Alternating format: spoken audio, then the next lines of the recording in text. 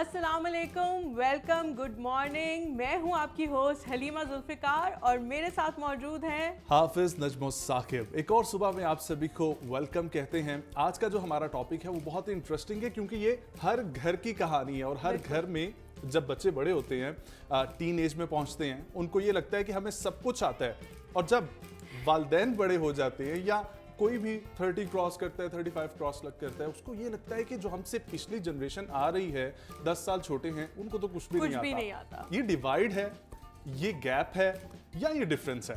آج اسی کے اوپر ہم لوگ بات کریں گے. ہمارے ساتھ assistant professor Pakistan institute of development economics, ایک ایجوکیشنسٹ اور ان تمام معاملات پہ بڑی گہری نظر رکھتے ہیں، جناب ڈاکٹر حسن رسول صاحب موجود ہیں. ڈاکٹر صاحب بہت شکریہ آپ کے وقت کے لیے. سب سے پہلے تو آپ سے یہی میں جاننا چاہوں گا کہ جو کووڈ کا ٹائم گزرا ہے، اس میں خیریت سے ہیں آپ؟ جی زبردست، اللہ کا شکر ہے. بڑا اچھا. ڈاکٹر صاحب آپ کے نزدیک جنریشن گیپ کی جب ہم بات کرتے ہیں، اس کو کچھ لوگ ڈفرینس بھی کہتے ہیں، ڈیوائڈ بھی کہتے ہیں، الگ الگ ناموں سے ایک ہی چیز کو پکارا جاتا ہے. یہ بیسیکلی اس کی وجہ کیا ہے؟ کیا عناصر ہوتے ہیں جس کی وجہ سے ایک جنریشن گیپ کو ہم لوگ جانتے ہیں کہ یہ ایک چیز آئی ہے سوسائٹی میں؟ لیکن آپ نے یہ ان الفاظ میں سمجھانا ہے جو ہمارے ویورز کے لیے بہت زیادہ آسان ہو، کیونکہ یہ پروگرام ظاہر ہے ہم ان کے لیے ہی کر رہے ہیں اور صبح صبح لوگ جو ہے نا بہت آسان سی باتیں سننا چاہتے ہیں. جی جی بالکل، اور میں کوشش کروں گا کہ سادہ لفظوں میں اگر اس چیز کو ایکسپلین کیا جا سکے. بڑی سادہ سی بات ہے کہ ایک انسان جب اس دنیا میں آتا ہے تو اس کو مختلف طرح کی انفارمیشن ملتی ہے، اس سے وہ مختلف طرح کی چیزیں سیکھتا ہے. جیسے جیسے وقت گزرتا ہے ویسے ویسے اس کے علم میں اضافہ ہوتا چلا جاتا ہے. اور ایک بچے کا عمومی رویہ یہ ہوتا ہے کہ وہ اپنے والدین کو دیکھتا ہے، اپنے ماحول کو دیکھتا ہے، اور بالکل ایک جس کو آپ بندر کی مثال دے سکتے ہیں کہ جس طرح وہ میمکنگ کرتا ہے، اسی طرح سے ایک بچہ ہمیں میمکنگ کرتا ہوا نظر آتا ہے. پھر جب وہ شعوری طور پہ تھوڑا سا بڑا ہوتا ہے تو اسے احساس ہوتا ہے کہ اس کی اپنی بھی ایک سوچ ہے، اور یہ والی طرز فکر جو ہے وہ اسے معاشرے سے ہی ملتی ہے، اور اسی کو لے کے وہ فردر اپنا آپ ڈیولپ کرتا چلا جاتا ہے. اور زندگی میں کبھی نہ کبھی ایک ایسا موڑ آتا ہے جب اس کو اس بات کا احساس ہوتا ہے کہ اب میں بہت کچھ جان چکا ہوں اور اب میں اس قابل ہوں کہ اپنی آزادی سوچ کو اب دنیا کو میں سکھاؤں، ذرا آگے بڑھو. اور میں اس کو بتا بھی سب سے بڑا جو جنریشن گیپ دیکھا جاتا ہے وہ پیرنٹس اور بچوں کے درمیان ہوتا ہے. مطلب اس گیپ کو سب سے زیادہ جو بہتر طور پہ سمجھ سکتے ہیں وہ بچے اور پیرنٹس ہیں. تو کیا اس گیپ کو کبھی کور کیا جا سکتا ہے؟ پہلی بات تو یہ ہے کہ یہ والا گیپ جو ہے اس کی نیچر کیا ہے، اس کو ہم تھوڑا سا ڈسکس اگر کر سکیں. تو یہ گیپ بنیادی طور پہ یہ ہے کہ والدین جو ہیں وہ کہتے ہیں کہ ہمارے بچے بڑے اچھے ہیں، لیکن سب سے بری بات یہ ہے کہ بڑے ہو جاتے ہیں. اچھا، کسی بھی بات میں جب لیکن کا لفظ آ جائے نا، ہمارے بچہ ویسے تو بڑا اچھا ہے لیکن یہ لیکن کے بعد کی اصل کہانی ہوتی ہے. لیکن سب سے بڑا پرابلم یہ ہے کہ بچے بڑے ہو جاتے ہیں اور وہ اب بچے نہیں رہتے. تو والدین کے نزدیک ایک بچہ بے شک وہ 50 سال کا ہی کیوں نہ ہو جائے، ان کے نزدیک وہی ایک بچپن کے اندر ایک ایسا فرد جس کو انگلی پکڑ کے چلنا سکھایا، بولنا سکھایا. تو والدین کے لیے یہ والی بات ایکسیپٹ کرنا تھوڑا سا مشکل ہے اور بڑا نیچرل بھی ہے کہ وہ اس بات کو مان سکیں کہ ہمارا بچہ. خوشی نہیں ہونی چاہیے ڈاکٹر صاحب کہ اگر ان کے بچہ جو ہے وہ کچھ بہتری کی طرف جا رہا ہے؟ بالکل خوشی تو ہوتی ہے، اس میں تو کوئی شک والی بات نہیں نا. والدین جب اپنے بچے کو دیکھتے ہیں تو آپ جتنا مرضی بھی دیکھیں، ہمارے اپنے گھروں کے ماحول کے اندر یہ والی بات بڑی کامن ہے کہ والدین بے شک بچے کو جو مرضی خود کہتے رہیں، لیکن جب وہ کسی دوسرے کے سامنے اپنے بچے کی بات کر رہے ہوتے ہیں تو وہ بڑے فخر سے بتاتے ہیں کہ میرا بچہ یہ ہے، میرا بچہ یہ ہے. بلکہ آپ دیکھیں تو بچپن میں ہی یہ والی چیز بڑی کامن ہے. ہم اپنے ارد گرد کے ماحول میں دیکھتے ہیں کہ چھوٹا سا بچہ کوئی بھی حرکت کرتا ہے تو والدین کی کوشش یہ ہوتی ہے کہ وہ اس کی جو حرکتیں ہیں اس کے بارے میں باقی فرینڈز اینڈ فیملیز کو انفارم کریں، بتائیں، اور بڑا فخر کرتے ہیں کہ جی ہمارا چھوٹا سا بچہ ہے لیکن وہ اتنا انٹیلیجنٹ ہے. تو یہ والا رویہ تو ہے، تو والدین خوش ہوتے ہیں. لیکن اس کے ساتھ ساتھ جب ان کا معاملہ آپس کے انٹریکشن کا آتا ہے تو والدین کی ایک نیچرل انسٹنکٹ ہے کہ وہ اپنے بچے کو بیسٹ آف دی بیسٹ دیکھنا چاہتے ہیں. اور ساتھ ساتھ کہیں پہ یہ والی بات بھی والدین کے بیک آف دی مائنڈ ہوتی ہے کہ بچہ ان کے مکمل کنٹرول میں رہے، تو یہ تھوڑا سا Custody سمجھ ہاں کے۔ یہ چیز جو اچھا، ہے اسی میں آپ سے ایک بات پوچھوں گی، اکثر والدین کو یہ مثال دیتے ہوئے سنا جاتا ہے کہ ہمارے زمانے میں ایسا ہوتا تھا اور آج کل ایسا نہیں ہوتا۔ وہ کسی بھی چیز کے بارے میں ہو سکتا ہے، جیسے لوگ بہت کہتے ہیں کہ ہم اپنے دور میں سائیکل پہ اسکول جایا کرتے تھے، ہمارے دور کے بچوں نے سائیکل کو ایک گیم کے طور پہ تو دیکھا ہے لیکن کبھی بھی ایک ٹرانسپورٹ کے طور پہ نہیں دیکھا۔ اچھا، اگر میں حلیمہ کی بات کو تھوڑا سا آگے لے کے چلوں، ڈاکٹر صاحب میں ود ڈیو رسپیکٹ تمام ہی والدین سے، ہر ماں باپ یہ بچوں کو یہ والی کہانی سناتے ہیں کہ ہم سائیکل پہ جایا کرتے تھے، ہم پیدل جایا کرتے تھے، تو آپ انہی بات کو کنٹینیو کریں، لیکن یہ والی کہانی ایک کامن ہے ہر گھر میں۔ یعنی بات کے دو رخ ہیں۔ پہلا رخ یہ ہے کہ والدین نے ایک ہارڈ شپس بیئر کی، اب وہ ایک طرف تو یہ بھی چاہتے ہیں کہ ہمارا بچہ وہ ہارڈ شپس بیئر نہ کرے، دوسری طرف وہ اس سے یہ بھی ایکسپیکٹ کر رہے ہوتے ہیں کہ اس ہارڈ شپس کے اگینسٹ جو لیسنس انہوں نے لرن کیے ہیں بچہ ان لیسنس کو لرن بھی کر لے۔ یہ والی چیز پاسبل نہیں ہے۔ یا تو آپ اپنے بچے کے لیے وہ والا پھر انوائرمنٹ اس کو دیں جس ہارڈ شپ سے آپ نے خود سیکھا تھا، بچہ بھی انہیں ہارڈ شپ سے سیکھے۔ اگر آپ نے اس کو فیسلٹیز دی ہیں تو اس کو آپ ایکسپیکٹ بھی کریں کہ وہ اس طرح سے رسپونڈ نہیں کر پائے گا۔ سیٹ دیٹ، یہ والی بات بڑی کامن ہے کہ والدین کی ہمیشہ سے یہ کوشش رہی ہے، مجھے اب صدیوں پرانی چیزوں کو تو نہیں پتہ، لیکن یہ ہے کہ ہر والدین کی کوشش یہ ہوتی ہے کہ جو محرومیاں انہیں ہوئی ہیں وہ والی محرومیاں ان کی اولاد کو نہ ہوں۔ لیکن اگر آپ اولاد کا کوئی ایک اس سے ڈسکشن کریں تو اندازہ اس بات کا ہوتا ہے کہ انہیں کسی اور طرح کی محرومیاں ہو جاتی ہیں۔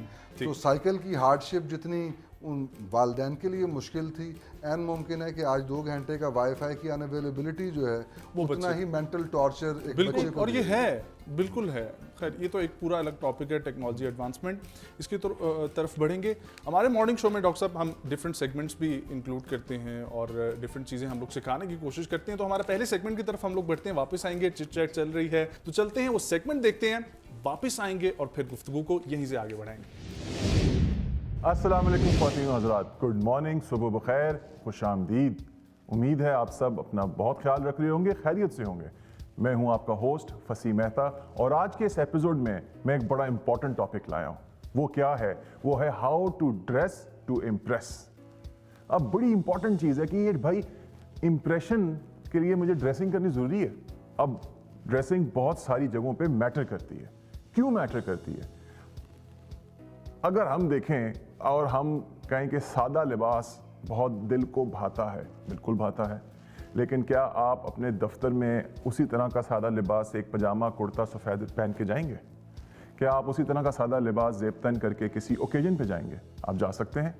کیا آپ کا امپریشن ویسا ہی پڑے گا جو کہ آپ کو ایک ایسی شخصیت کے طور پہ پیش کرے جو پراثر ہو؟ مشکل ہے، ناممکن نہیں ہے۔ آج کل کے دور میں اس پہ بہت ساری مختلف آراء ہیں۔ کچھ لوگ یہ مانتے ہیں، خاص طور پہ جو ٹیکنالوجی کی دنیا سے تعلق رکھتے ہیں، کہ اگر آپ کے پاس سکلز ہیں تو آپ کی ڈریسنگ میٹر نہیں کرتی۔ لوگ جینز میں پھر رہے ہیں، ٹی شرٹس میں پھر رہے ہیں، بالکل ٹھیک ہے، پر ایک فارمل سیٹنگ میں، کسی بھی فارمل سیٹنگ میں آپ کا امپریشن بہت میٹر کرتا ہے، چاہے وہ پہلا انٹرویو ہو، چاہے وہ دفتر کے اندر نارمل آپ کی ڈریسنگ ہو، چاہے وہ ایک فارمل اوکیجن ہو، کوئی پارٹی ہو، کوئی ایونٹ ہو جو آپ اٹینڈ کرنے جا رہے ہیں۔ اور یہ ضروری کیوں ہے؟ کیونکہ یہ آپ کی شناخت ہے، آئیڈینٹیٹی ہے۔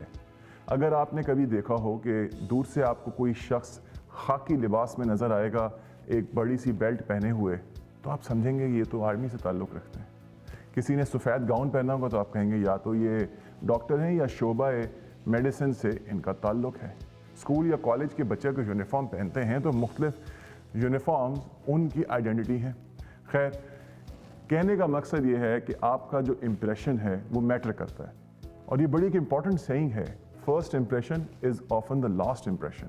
چینج بھی ہو سکتا ہے لیکن اس کی بہت امپیکٹ ہوتا ہے۔ سو اب ہے کیا ڈریسنگ؟ ڈریس کوڈز کیا ہوتے ہیں؟ کوڈ یہ ہوتا ہے کہ کچھ چیزیں ہیں جو کرنا ٹھیک ہیں، کچھ نہیں ہیں، اسیسریز کے حوالے سے، پینٹ اور شرٹ کے حوالے سے، مختلف اوکیجن کے حوالے سے، کلچر کے حوالے سے، اور سب سے امپورٹنٹ چیز موسم کے اور دن کے حساب سے، کہ اگر آپ نے دن میں جانا ہے تو کس قسم کے رنگ پہننے ہیں، رات میں جانا ہے تو آپ گہرے رنگ پہن سکتے ہیں، دن میں عموماً لائٹ کلرز اچھے لگتے ہیں۔ اگر ایک بزنس یا فارمل سیٹنگ میں جانا ہے تو ہمیں अमूमन एक कोट पहनना है मर्दों को, औरतों को भी एक फॉर्मल पैंट या शर्ट पहन सकती हैं, या वो शलवार कमीज़ भी पहन रही हैं, तो बहुत ज़्यादा जिसमें काम हुआ हो इस तरह के नहीं पहन सकते। लेकिन ड्रेसिंग सिर्फ उन चीज़ों के लिए नहीं है जो आपने ज़ेबतन किया है कपड़ा। ड्रेसिंग में, ग्रूमिंग में बहुत कुछ शामिल है। उसमें आपकी एसेसरीज़ हैं, आपका साफ़ सुथरा दिखना है। भाई आप जितने भी अच्छे दिख रहे हो, आप अगर एक कमरे में तशरीफ़ लाए हैं, आपने मुंह खोला और मैंने अपने नाक के आगे हाथ रख लिया, तो क्या इंप्रेशन अच्छा पड़ेगा। भाई दिन में रोज़ाना कम अज़ कम एक बार तो ख़ास तौर पे इन गर्मियों में नहा लेना चाहिए, और दांत की भी सफाई करनी चाहिए, बालों को अच्छे तरीके से ब्रश करें। मैंने इतने सारे इंटरव्यूज़ देखे हैं जिसमें लोग आते हैं, बैठते हैं, तेल चुपड़ा होता है, जेल लगी होती है, और थोड़ी देर में जैसे ही वो हाथ उठाने मिलाने के लिए ऐसे हाथ ऊपर करते हैं तो आपको पता चल जाता है कि भाई साहब नहाए नहीं आज, या पता नहीं कितने दिनों से नहीं नहाए। बहुत छोटी छोटी चीज़ें हैं जो ग्रूमिंग में एक अहम किरदार अदा करती हैं। सो आपने कभी भी इंटरव्यू के लिए जाना है, जॉब पे वैसे जा रहे हैं दफ्तर, या किसी को मिलने जा रहे हैं, किसी फॉर्मल इवेंट पे जा रहे हैं, कोई आपकी टीवी पे अपीयरेंस है, तो थोड़ा सा ध्यान रखिए। सबसे पहली चीज़ क्लीन अप, और क्लीन अप में पूरे जिस्म की सफाई शामिल है, दांतों की, बालों की। ग्रूम करें अपने आप को, अपने नेल्स आपके क्लिप्ड हों।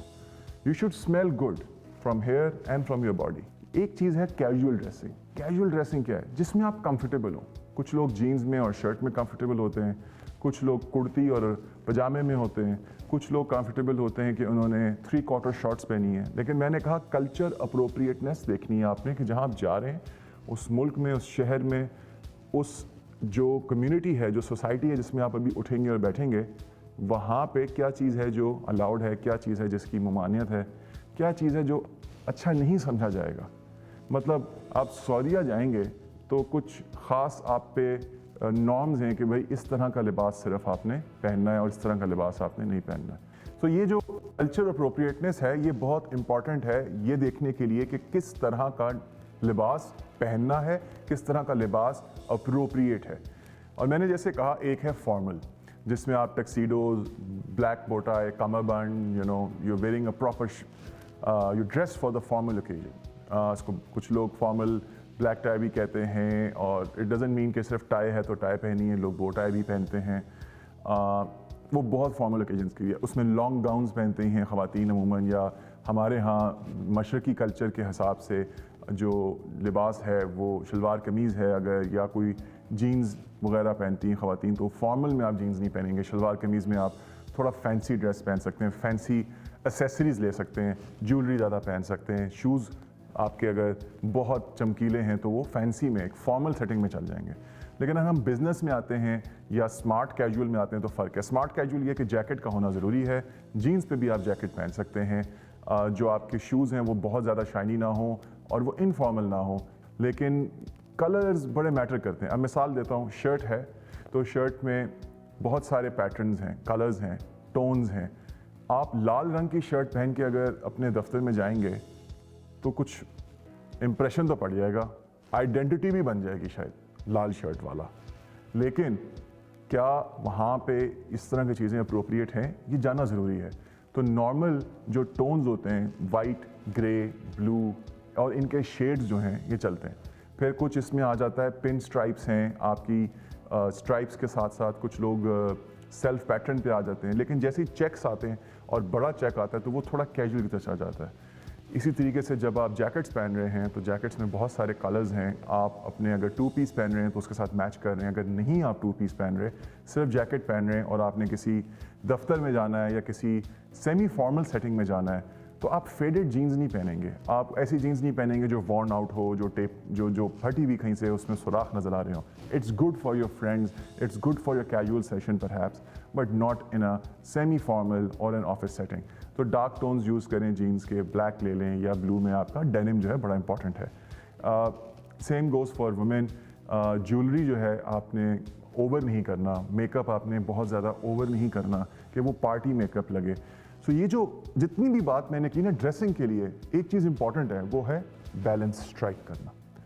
किसी भी चीज़ में जब तक आप बैलेंस स्ट्राइक करेंगे आप ठीक हैं। सो इसकी इंपॉर्टेंस क्या है? कभी आपने देखा हो कि अगर आप कभी किसी बैंक में गए हो, किसी कस्टमर सर्विस सेंटर गए हो, किसी जहाज़ में एयरलाइन में जा रहे हैं और आपने अपने देखा होगा कुछ लोगों को इमीडिएटली वो बम्प अप कर देते हैं, कुछ को नहीं करते। मैं ये नहीं कह रहा कि हर तरफ एक बायसनेस है, बट बायसनेस हमारे मुआशरे में एग्जिस्ट करती है। और ये बायसनेस, ये तासुब क्यों है? क्योंकि शायद इस तरह से हम सदियों से हैं। और वो क्यों है? क्योंकि जो दिखता है वो बिकता है। First impressions count. People still judge people based on their appearances. तो आपने अगर अपने आप को एक पावरफुल, एक इन्फ्लुएंशियल, एक पुरअसर शख्सियत बनाना है तो उसमें आपकी ड्रेसिंग का बहुत बड़ा किरदार है। सिर्फ ड्रेसिंग नहीं है, किरदार में और भी बहुत सारी चीज़ें शामिल हैं। आपकी कम्युनिकेशन है, आपके स्किल्स हैं, आपका इंटेलेक्ट है, आपकी नॉलेज है, आपका एक्सपोजर है, आपकी कम्युनिटी है, सोशल सर्कल है, बट ड्रेसिंग का बहुत इंपॉर्टेंट किरदार है। तो आज हमने क्या डिस्कस किया? क्लीन अप, ड्रेस अप, और इससे आपको कॉन्फिडेंस में बूस्ट मिलेगा।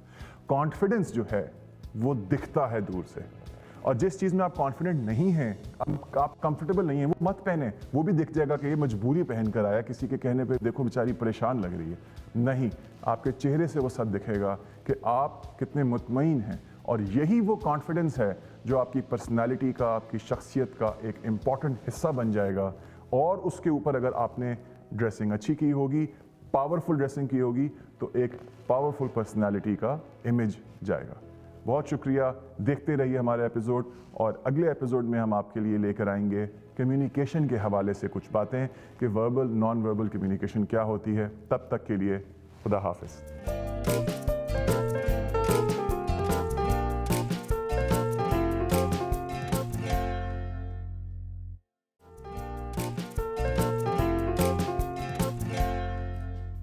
जी welcome back to the show. उम्मीद है आप लोगों को सेगमेंट बहुत अच्छा लगा होगा, क्योंकि हमें तो अच्छा लगा है, लेकिन ये आप लोगों के फीडबैक से पता लगेगा। टॉपिक की तरफ वापस आते हैं। डॉक्टर साहब, मैं आपसे ये पूछूंगी, आपने हार्डशिप्स का जिक्र किया कि उस ज़माने में हार्डशिप्स और थी, आजकल के दौर में हार्डशिप्स और हैं, लेकिन क्या ये पेरेंट्स समझते हैं कि आजकल के बच्चों का जो लाइफस्टाइल है वो उनके मुकाबले में बहुत ज़्यादा ईजी है और वो इसी की वजह से उनको थोड़ा टफ टाइम भी देते हैं? बिल्कुल डेफिनेटली वालिदैन को कहीं बैक ऑफ द माइंड ये वाली बात का अंदाज़ा होता है कि बच्चा जब तक एक मुश्किल सर्कमस्टांस के अंदर वक्त नहीं गुजारेगा, प्रेशर बेयर नहीं करेगा, तो जब वो अपनी प्रैक्टिकल लाइफ में जाएगा तो वहाँ पे उसको नेचुरली प्रॉब्लम्स होंगी। तो शायद उस चीज़ को ट्रेन करने के लिए कॉन्शियसली अनकॉन्शियसली पेरेंट्स जो हैं वो इस तरह की कॉन्टीन्यूस जो है वो इंस्ट्रक्शंस बच्चों को देते रहते हैं। अब पॉइंट यहाँ पे जो बड़ा अहम मेरे ख्याल में सोचने वाला है वो ये है कि क्या कहने से बच्चे के अंदर वो डिज़ायरेबल तब्दीली आ जाएगी। एक बड़ी कॉमन सी मिसाल है कि जितनी भी अच्छी बातें हैं हम सब जानते हैं। जैसे मिसाल के तौर पे हम सबको बचपन से इस बात का पता है कि सच बोलना चाहिए, इसके क्या क्या फ़ायदे हैं और इसके क्या क्या नुकसानात हैं। सब चीज़ों के बावजूद एक फ़र्द अगर आज भी झूठ बोल रहा है तो इसका मतलब ये है कि सुनने से, बात करने से और किसी चीज़ को ज़हनी तौर पे मान लेने से भी इवन इंसान के रवैये में तब्दीली नहीं आती। बिल्कुल। तो ये एक बड़ा अहम बात है कि फिर किस तरह से बच्चों को समझाया जाए, किस तरह से बच्चों को बताया जाए, क्योंकि कहने से हमें पता है कि तब्दीली नहीं आती। माँ जो है वो अक्सर कहती है कि मैं तुम्हें 100 दफ़ा कह चुकी हूँ, उनका फिक्र ही ये होता है। और वो 100 दफ़ा कहने से डॉक्टर साहब, ये 100 दफ़ा जो आपने कहा, मैं माजरत आपकी बात काट रहा हूँ, लेकिन एक ये भी कहा जाता है कि बच्चे को अगर आप 2 साल से शुरू हो जाएं सिर्फ सुबह दोपहर शाम ये कहना कि तुम नहीं कुछ कर सकते, तुमने ये ठीक नहीं किया, तुमने गलत किया है, ठीक है, ये क्यों ऐसे फिर से कर दिया? 18 साल की उम्र तक 18,000 मरतबा आप उसको ये बात कह चुके होते हैं। तो ये क्या दुरुस्त हमारे किसी भी बच्चे को कोई भी चीज़ करवाने के लिए या उसको सिखाने के लिए? एक तो इसका एक फ़ायदा एक नुकसान है। सबसे पहले नुकसान को हम डिस्कस कर लेते हैं कि बच्चे की सोचने समझने की सलाहियतें जो हैं उसके ऊपर इसका बुरा असर पड़ता है। इस तरह नहीं करना चाहिए। लेकिन जिस तरह हर बुरी चीज़ के अंदर भी कोई ना कोई फ़ायदा होता है ना, इसका बड़ा फ़ायदा ये होता है कि एक बच्चा अपने अंदर इतना अपने आप को ज़लील महसूस करता है, अपनी ज़िल्लत का जो एहसास है ना वो उसके अंदर एक उसके ढीठपन ले आता है। और ढीठपन के बाद होता ये है कि बच्चा इनसेंसिटिव हो जाता है। ये इनसेंसिटिविटी जो है ज़िंदगी के मुख्तलिफ तरह के प्रोफेशनल रोल्स जो हैं उसको परफॉर्म करने के लिए बच्चे को तैयार कर देती है।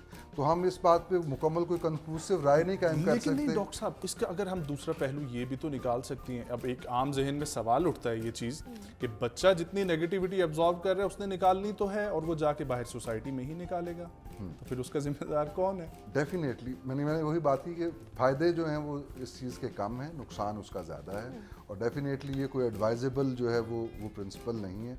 तो पॉइंट ये है कि किया क्या जाए, यानी एक वालिदैन का जो तरीक़ाकार है वो क्या होना चाहिए। तो उसमें जो बात मुझे मैंने कहीं सुनी हुज़ूर अलैहिस्सलातु वस्सलाम के हवाले से, एक मुझे को साहब बता रहे थे कि उन्होंने कभी आज तक किसी से ये नहीं कहा कि तुमने ये क्यों किया।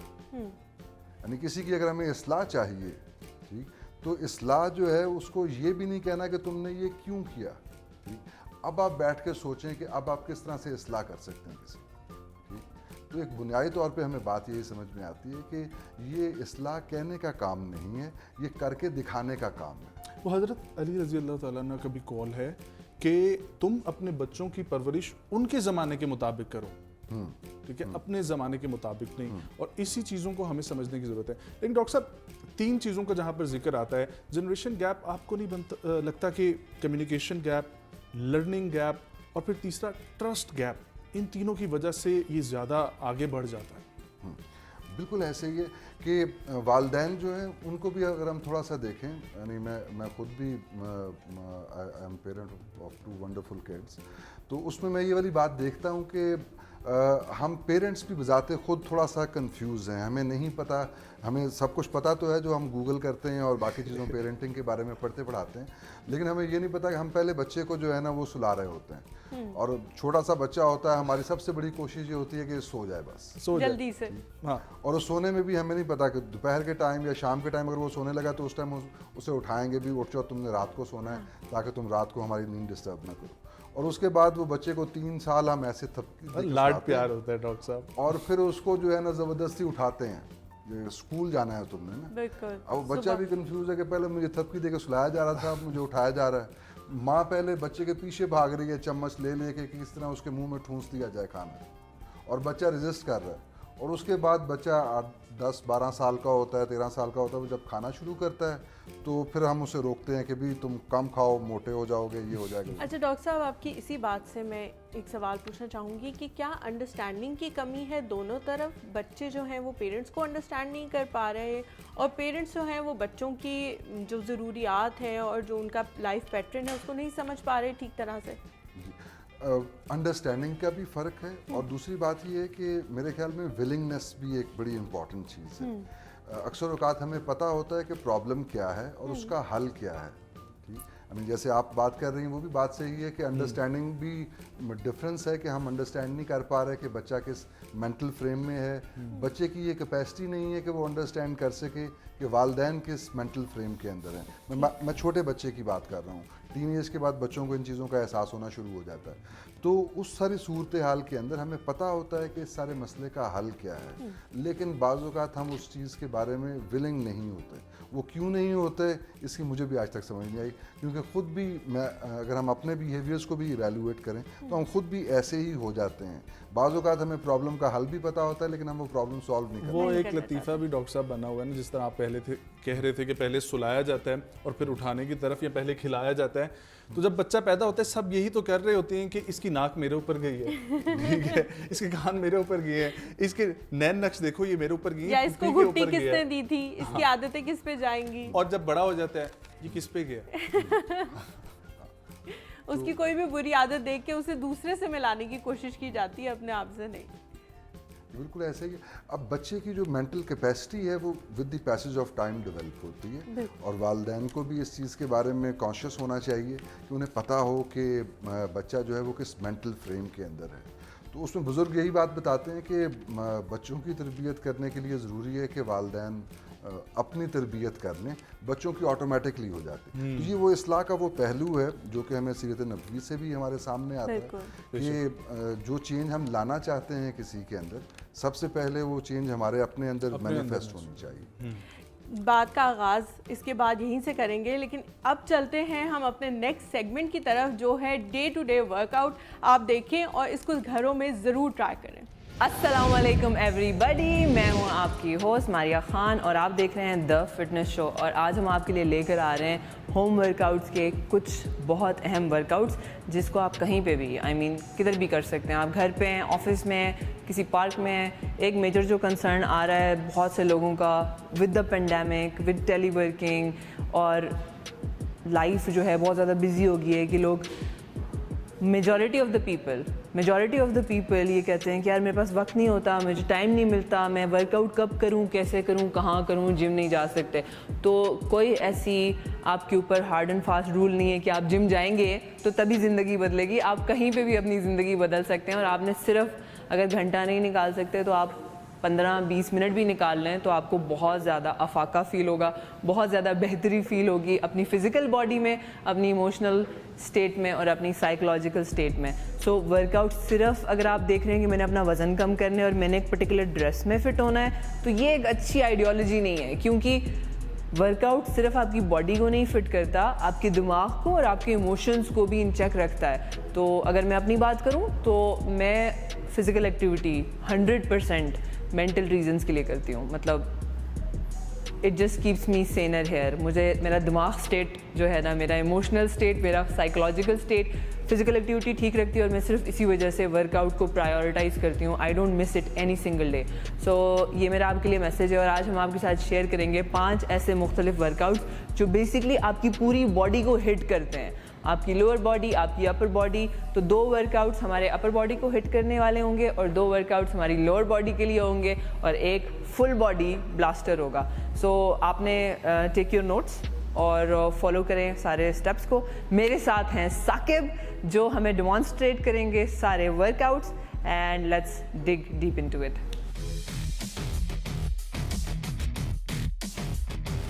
सो एवरीवन, मेरे साथ हैं साकिब और साकिब हमें डेमॉन्स्ट्रेट करके बताएंगे सारे workouts. Thank you so much Saqib. और आज हम बेसिकली लेके जाएंगे बिगिनर बेबी स्टेप से। तो फर्स्ट वर्कआउट है हमारा, आप मैट के ऊपर आएंगे। यूज़ अ मैट, घर पे आप कोई भी कर सकता है। फर्स्ट ऑफ ऑल हम जो वर्कआउट्स कर रहे हैं कोई दिक्कत नहीं है, मेल फीमेल सीनियर सिटीजन्स, जो भी छोटे बच्चे भी अगर देख रहे हैं, if you are above 8 years of age you can do it बड़े आराम से। सो फर्स्ट ऑफ ऑल आपने एक मैट के एंड पे खड़े होना है और आपने अपनी लेग्स ओपन कर लेनी है। जितनी ज़्यादा आप लेग ओपन कर सकते हैं उतनी ओपन करें। अब स्लोली आप कमर सीधी रखते हुए नीचे आएंगे। साकिब आपको डिमॉन्स्ट्रेट करके बता रहे हैं। और कमर सीधी रखनी है और आपने हाथ ज़मीन पे रखने हैं, टच करने हैं। और राइट, अब आपने अपना अपर बॉडी का सारा वज़न अपने हाथों पे डिस्ट्रीब्यूट करना है। अब यहाँ पे एक अक्सर लोग ये करते हैं, हाथ इस तरह रखते हैं, तो इसकी वजह से ये होता है कि फिर वो कंप्लेन करते हैं मेरी उंगलियों में दर्द हो रहा है, मेरी कलाई में दर्द हो रहा है। आप जब पूरे हाथ पे वज़न डिस्ट्रीब्यूट करेंगे और उस पर जब वॉक करेंगे तो आपको दर्द नहीं होगा, गारंटी है। सो पूरा वज़न उंगलियों पे डिस्ट्रीब्यूट करें। अब हम वॉक करेंगे फॉरवर्ड इन हाथों से, तो इसीलिए उंगलियों पे पूरी हाथ पे, हथेली पे वज़न डिस्ट्रीब्यूट रखना बहुत अहम है। अब यहाँ पे हमारे इसको कहते हैं plank. On the top plank Saqib ने होल्ड किया यहाँ पे, whoop, I was about to fall. Okay, but आपने ऊपर थोड़ी सी लिफ्टेड रखनी है और यहाँ से कमर नीचे फॉल ना हो आपकी। साकिब अगर आप करके बता दें, कमर ये बहुत ख़तरनाक है, प्लीज़ ऐसा नहीं करना, ये आपकी लोअर बैक में दर्द निकलेगा। तो आपने तख्ता सीधा बना के रखना है, ऐसे कमर को झुकने नहीं देना। Okay, walk back. Alright, Saqib कहाँ कहाँ फील हो रहा है आपको? शोल्डर्स फील हो रहे हैं, बैक, आर्म्स, हैमस्ट्रिंग, ग्लूट्स में, बट में, फुल बॉडी में। सो ये फुल बॉडी, अपर बॉडी का यहाँ से ऊपर का बॉडी का एक्टिव वर्कआउट है। ऑलराइट, सेकंड वर्कआउट है, हम क्या करेंगे, हम साइड पोज पे ही रहेंगे साकिब आप, और हम करने जा रहे हैं स्क्वाट। अच्छा, स्क्वाट क्या होगा कि यहाँ से ना नीचे पूरी बॉडी को हिट करेगा। ऑलराइट, इसको हम स्क्वाट, लोअर बॉडी को स्क्वाट कहते हैं। करना क्या है कि हम यहाँ पे आए, मैं आपको थोड़ा सा डिमॉन्स्ट्रेट कर रही हूँ, साकिब डिमॉन्स्ट्रेट कर रहे हैं, मैं आपको डिटेल में गाइड कर रही हूँ। तो होगा ये, इसमें जाने से पहले आपने सबसे पहले करना क्या, अपना वज़न जो है ना आपने अपनी एड़ी पे रखना है। और आप इमेजिन करें, आपके पीछे एक कुर्सी है, इमेजिनेटिव कुर्सी, आप उस कुर्सी पे बैठ रहे हैं। अब इसको करते हुए आपने कमर बिल्कुल सीधी रखनी है और ये घुटना, आपका घुटना आपके टो से आगे ना आए। तो अक्सर लोग क्या करते हैं कि जब इसमें जाते हैं ना तो वो वज़न सारा पंजे पे होता है और ये कर रहे होते हैं, तो ये जो है फिर कहते हैं मेरे घुटने में दर्द है। तो प्लीज़ ये सही तरीका है वर्कआउट करने का। अक्सर लोग कहते हैं मैंने जब से एक्सरसाइज शुरू किया ना मेरी बॉडी में दर्द हो रहा है। इट्स नॉट द वर्कआउट जिसकी वजह से आपकी बॉडी में दर्द हो रहा है, वर्कआउट गलत एंगल पे परफॉर्म करने से आपकी बॉडी में दर्द होता है। तो प्लीज़ ये बहुत अहम है कि आप स्टेप्स को फॉलो करें। Slowly down and slowly up, 5 seconds down and 5 seconds up. कहाँ पे हिट हो रहा है साकिब? लोअर बॉडी, लेग्स पे, फ्रंट थाइज पे, बैक थाइज पे, ग्लूट्स पे, अपने काफ पे हो रहा है। यस, ज़बरदस्त। और तो ये आपका लोअर बॉडी का सारा काम हो गया। 20 रेप्स कर लें इसके, 30 रेप्स कर लें जितने आप कर सकते हैं। अगर ऑल द वे डीप नहीं जा सकते, अगर आपकी कोई घुटने का मसला है तो 25% जाएं। यहाँ तक। परफेक्ट। साकिब हम पहले करके बताएंगे एक रियल पुशअप क्या होता है और कैसे किया जाता है। सो हम अगेन एक मैट इस्तेमाल करेंगे और यहाँ पे आए हम, और फर्स्ट ऑफ ऑल हम रियल पुशअप कर रहे हैं। आपका शोल्डर, आपका एल्बो और आपकी कलाई एक लाइन में हो, वहाँ से आपको नज़र आ रहा हो कि ये एक लाइन में है। अब यहाँ पे पूरी बॉडी बिल्कुल प्लैंक की तरह लिफ्टेड है। अब हम स्लोली डाउन जाएंगे 5 सेकंड्स में। 5 4 3 2 1। चेस्ट और पेट ज़मीन पे लगा दें, ड्रॉप डाउन।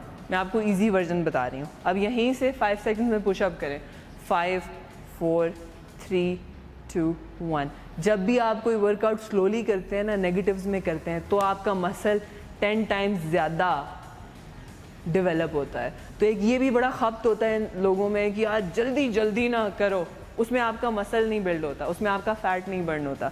तो जितना स्लो आप करेंगे उतना ज़्यादा आपका फ़ैट बर्न होगा और उतना ज़्यादा आपका मसल टोनिंग होगी, मसल खूबसूरत निकलेगा। और राइट, अगर ये बहुत मुश्किल है, अक्सर लोगों को इसमें दिक्कत हो जाती है, तो घुटने के ऊपर आप आएँ। आप घुटना आपका जो है ना ये ईजी है वर्जन, मगर इधर से आपने अपना बट और अपना अपर बॉडी का तख्ता बिल्कुल स्ट्रेट रखना है। ऑलराइट, और सेम थिंग हम इस तख्ते को लाइक आपके घुटने और आपकी upper body slowly descend down करेंगे 5 सेकंड्स में। 5 4 3 2 1। पेट चेस्ट ज़मीन पे लगा लें ताकि आसानी से आप बिल्ड करें अपने आप को, और देन कम बैक अप 5 4 3 2 1। कहाँ फील हो रहा है आपको Saqib? Upper body, chest, shoulder पे भी है। तो अक्सर लोग ना वर्कआउट के दरमियान पूछ रहे होते हैं ये कहाँ पे होगा। जस्ट अगर आप ये किस चीज़ का वर्कआउट है, अगर आप फोकस करें ना आपको पता चलेगा। हर वर्कआउट, कोई भी वर्कआउट हो, पुशअप्स हो, अक्सर लोग समझते हैं सिर्फ पुशअप चेस्ट के लिए होते हैं, मगर थोड़ा सा अगर आप फोकस करें आपको पता चलेगा आपकी कमर भी इन्वॉल्व हो रही है, आपका ट्राइसेप भी इन्वॉल्व हो रहा है, आपको आपका बाइसेप भी फील होगा। तो हर वर्कआउट में एक मेजर डोमिनेंट मसल होता है जिसको आप हिट करते हैं, मगर आपकी बॉडी के बाकी मसल भी साथ साथ as a company, as a collaboration में सपोर्टर मसल होते हैं, और वो कोलैबोरेशन में वो भी बिल्ड हो रहे होते हैं। ये था हमारा तीसरा वर्कआउट। और गाइस, ये हमने किए 3 वर्कआउट। हमारा फर्स्ट वर्कआउट था कैटरपिलर वॉक। अगेन आपकी अपर बॉडी यहाँ से ऊपर आपको बिल्ड करता है। देन हमने क्या किया साकिब? स्क्वाट्स किए, और उसमें आपको अच्छी तरीके से अपनी लोअर बॉडी को फील भी करेंगे और बिल्ड भी करेंगे। एंड थर्ड था अगेन हमारा अपर बॉडी का वर्कआउट। प्लीज़ ट्राई दोज, आप कहीं पे भी कर सकते हैं। अगर आप घर पे हैं, अगर आप वर्किंग वुमेन हैं, आप हाउस वाइफ हैं, आप सीनियर सिटीज़न हैं, आप के पास टाइम नहीं है वर्कआउट करने का, दिन में 5 10 15 मिनट निकालें अपने लिए। इवन 5 मिनट का workout is better than no workout.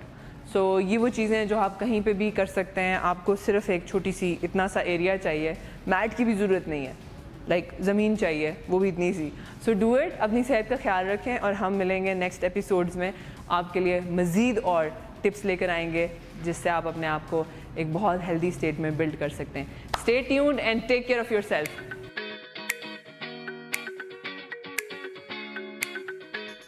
Majority of लोग जो है ना वो यही कहते हैं, यार मेरा मैदा बहुत जलता है, मुझे हार्ट बर्न्स होते हैं, मुझे जलन हो रही है और तेज़ाबियत हो रही है, मुझे ना जल रहा है सब अंदर।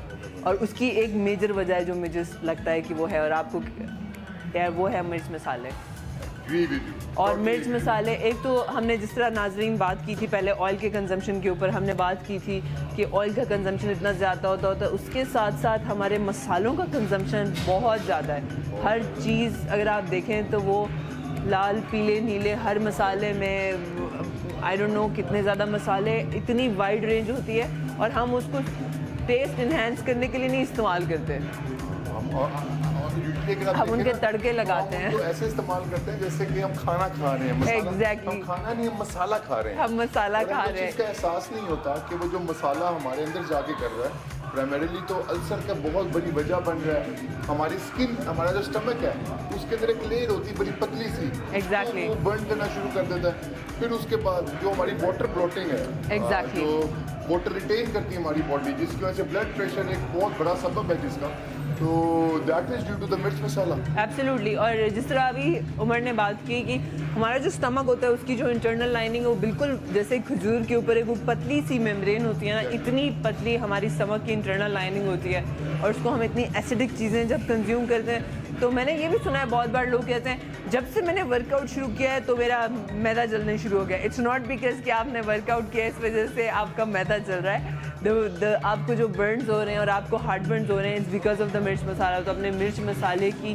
मिकदार को कम करें। लाइक आई थिंक उसका मकसद, मैं भी कुकिंग करती हूँ तो उसका मकसद सिर्फ टेस्ट इन्हेंस करना होता है। हम लोग बड़े बड़े चम्मच डालते हैं, तेल डालते हैं। सो मसाले कम से कम खाएं, बेहतरीन है, उसको मिनिमाइज़ करें। बिल्कुल एलिमिनेट नहीं कर सकते आप, तो आहिस्ता आहिस्ता उनको कम करें। बड़ी चम्मच डाल रहे हैं, उसको हाफ करना है। That way you will be able to have some peace in your stomach. Take care, अपना ख्याल रखिएगा, अपनी हेल्थ का ख्याल रखिएगा and we will see you soon with another amazing episode.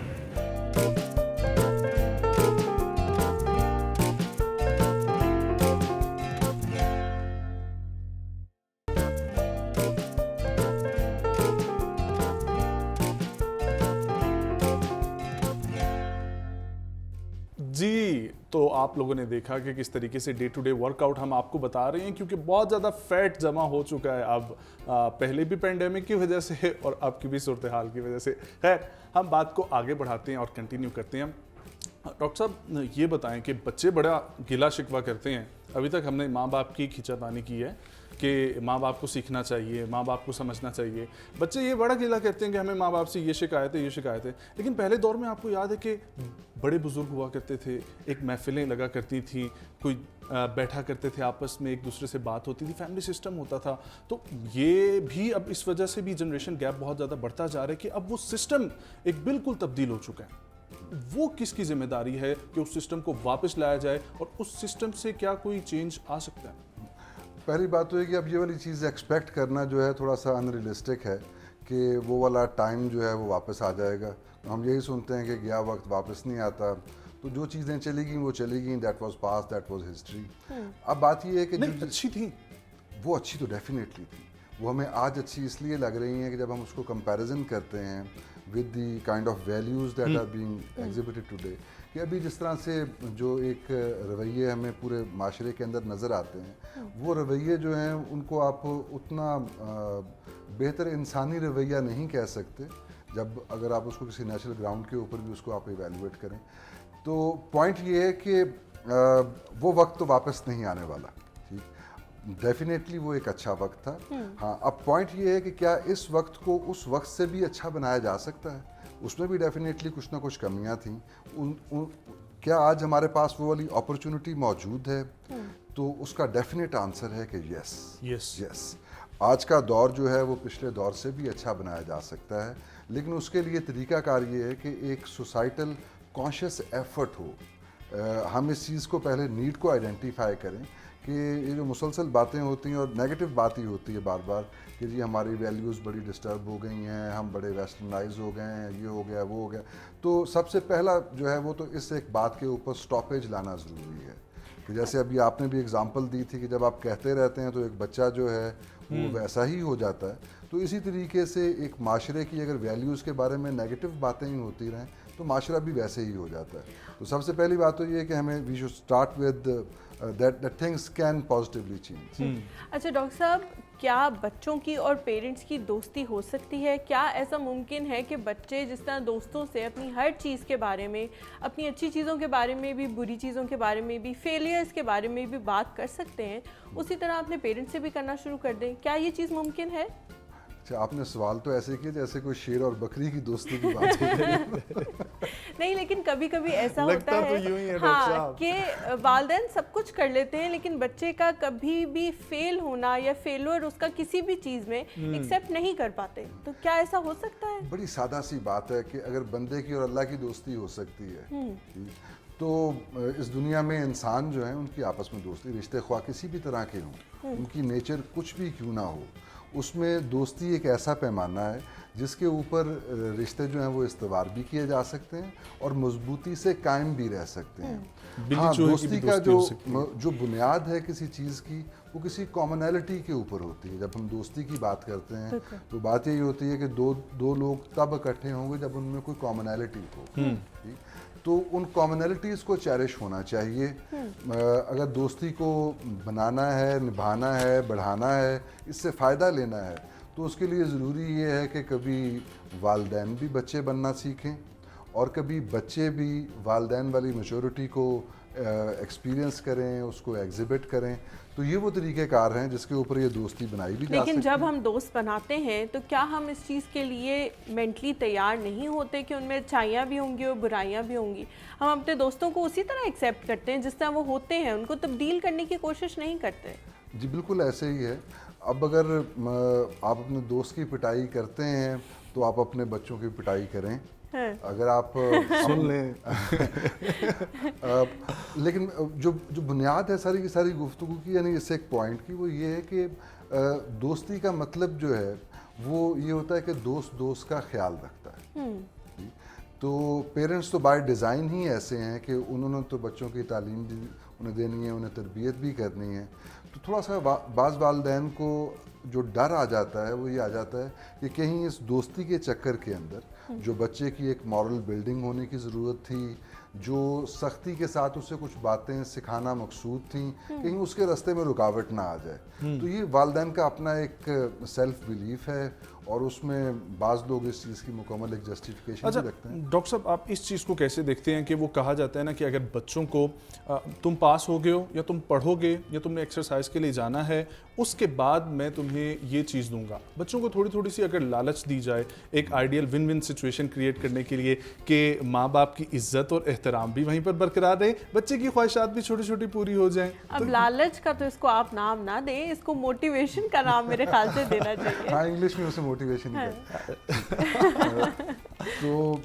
تو یہ لالچی سی موٹیویشن جو ہے یہ یعنی ہمارے پاس اب بڑا ایک ایویڈنس موجود ہے کہ وہ والے رویے بار بار لوگ ریپیٹ کرتے ہیں جن کے اوپر اس سے کوئی ریوارڈ مل رہا ہو, جن کے اوپر پنشمنٹ مل رہی ہو, وہ والے رویے جو ہیں وہ ختم ہو جاتے ہیں. تو ریوارڈ دینا بڑی اچھی بات ہے, ریوارڈ سے وہ چیزیں یاد بھی رہتی ہیں, اس کا بڑا فائدہ بھی ہے. لیکن یہ ایک سٹارٹنگ فیز آف تربیت میں تو یہ والی چیزیں بڑی مناسب ہیں, لیکن بچے کا ذہن یہ بنا دینا کہ جب بھی وہ کوئی ایفرٹ کرے گا اس کے اگینسٹ اسے ریوارڈ ہی ملے گا, ٹھیک, تو یہ والی چیز جو ہے وہ ایک ٹائم کے بعد جا کے بچے کی تربیت کے راستے میں رکاوٹ بن جاتی. تو بنیاد ہماری یہ ہونی چاہیے کہ جب ہم کسی کو ریوارڈ دیتے ہیں نا تو اس میں موٹیویشن نہیں آتی ہے ایسا, اس میں نا موومنٹ آ جاتی ہے, یعنی وہ حرکت کرنا شروع کر دیتا ہے جس طرح آپ اس کو لے کے چلنا چاہتے ہیں. تو اگر بچے کے اندر ایک خود سے آپ تبدیلی لانا چاہتے ہیں, ٹھیک, تو اس کو صرف ایک ہی بات بتائی جا سکتی ہے کہ اس دنیا میں جو بھی اچھا یا برا ہے نا, تمہارے اندر ایک جو ہے نا وہ آواز آتی ہے, اسے آپ ضمیر کی آواز کہہ لیں.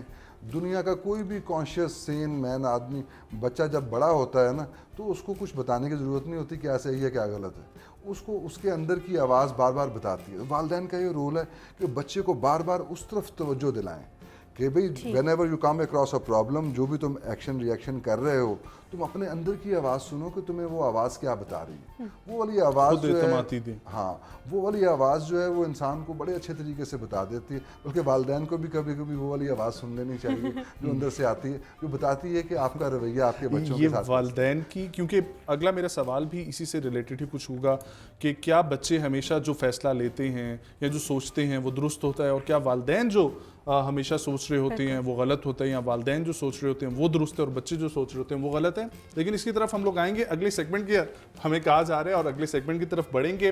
आज आइडिया दैट चेंज हिस्ट्री में एक ऐसा टॉपिक है जिसने वाकई में जब वो आई चीज़ तो उसके बाद से दुनिया इतनी एडवांस हो गई, इतनी तेज़ हो गई। मैं बात कर रहा हूँ जी व्हील की। बाकी व्हील के बारे में आपको देख कर ही पता चलेगा। वापस आते हैं, हम अपने टॉपिक को यहीं से आगे बढ़ाएंगे, हमारे साथ रहिए। अस्सलामुअलैकुम नाज़रीन, मैं हूं डॉक्टर मोहम्मद अली हमजा और आज मैं आया हूं एक और नए आइडिया के साथ। मेरा आइडिया नहीं है बल्कि ये वो आइडिया है जिसने इंसानी तारीख को बदल डाला। और आज का आइडिया जो है वो है पहिए का आइडिया।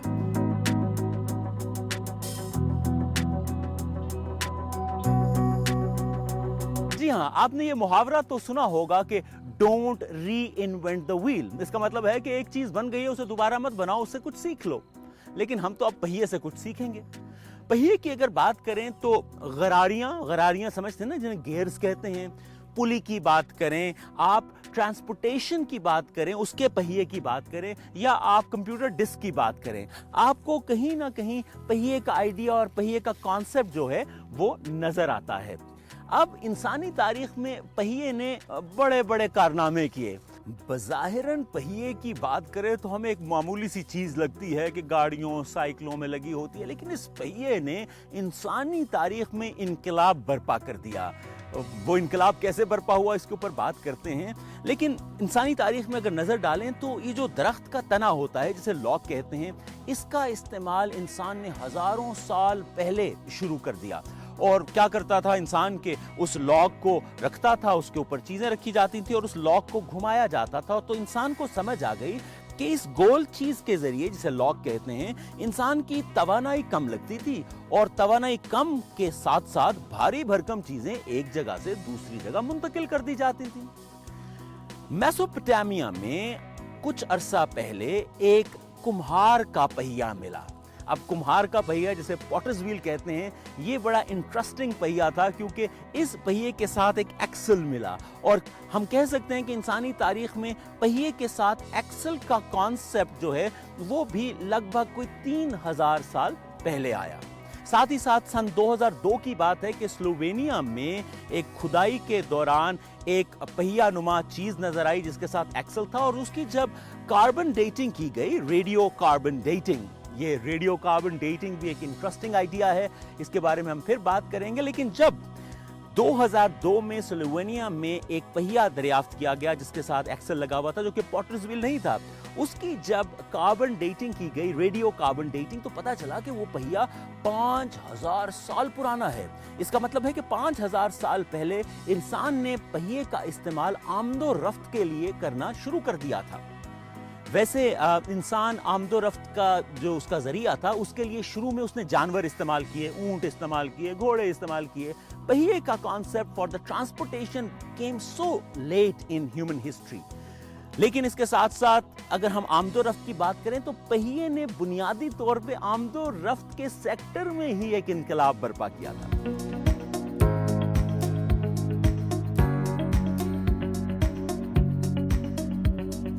इसकी मैं आपको एक छोटी सी तारीख बताता हूं। ट्रांसपोर्टेशन यानी आमदो रफ्त में पहिए का इस्तेमाल जो है उसकी तारीख पे अगर एक नजर डालें तो हमें पता लगता है कि 5000 कबले मसीह से 3000 कबले मसीह के दौरान पहिए का इस्तेमाल ट्रांसपोर्टेशन के लिए इंसान ने शुरू किया, और उस वक्त सॉलिड वुड को इस्तेमाल किया जाता था। कहीं 3000 कबले मसीह से आगे जाके इंसान ने इस सॉलिड वुड पहिए के साथ मेटल का इस्तेमाल शुरू किया, कीलों का इस्तेमाल शुरू किया ताकि पहिए को मजीद मजबूत बनाया जा सके। 2600 कबले मसीह में इस सॉलिड वुड मेटल पहिए को, जो कि आमदो रफ्त के लिए इस्तेमाल होता था, इसको मजीद बारीक किया गया ताकि इसकी मैन्यूवरिंग बेहतर हो सके। और ये बेहतरी इसलिए लाई गई कि जो जंगजू थे उनकी सवारी जंग में तेजी से चल सके, और उस जंगजुओं की सवारी को चैरियट्स कहते थे। तो चैरियट्स की तेज रफ्तारी को लाने के लिए 2600 कबले मसीह में पहिए को बारीक किया गया। फिर आ गया 1600 कबले मसीह। 1600 कबले मसीह में मिस्र के अंदर फराईन ने पहली बार पहिए के अंदर स्पोक्स का इस्तेमाल किया। आप स्पोक समझते होंगे, अगर आप साइकिल या मोटरसाइकिल के पहियों को देखें तो आपको पहिए और एक्सल के दरमियान आपको स्टिक्स सी नजर आती हैं, वो स्पोक्स कहलाती हैं। और कहते हैं कि 1600 कबल मसीह में फराइन ने पहिए के अंदर स्पोक्स का इस्तेमाल किया।